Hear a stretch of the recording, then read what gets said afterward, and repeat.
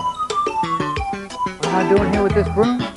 Hey, well, when you woke up on a Saturday morning, did you ever hear your dad say, "Hey, John, Bill, Dave, come on down to the garage. I want you to sweep it out"? Well, my dad did that to me when I was just your age, okay?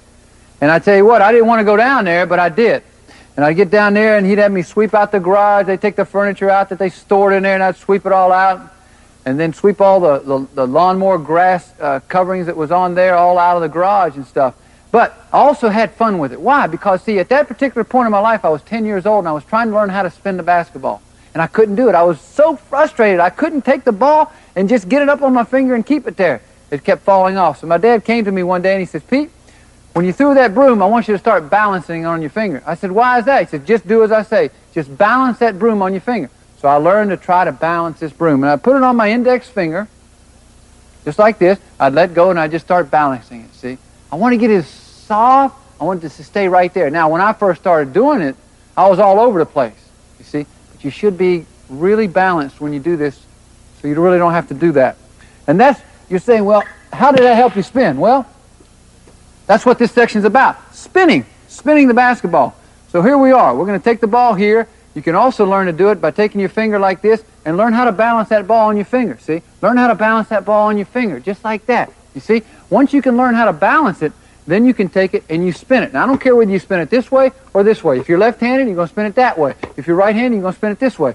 Some people spin it right-handed that way. I don't care. Whatever spin it is, but you got to stay after it. Just keep going like this. Just keep putting it on.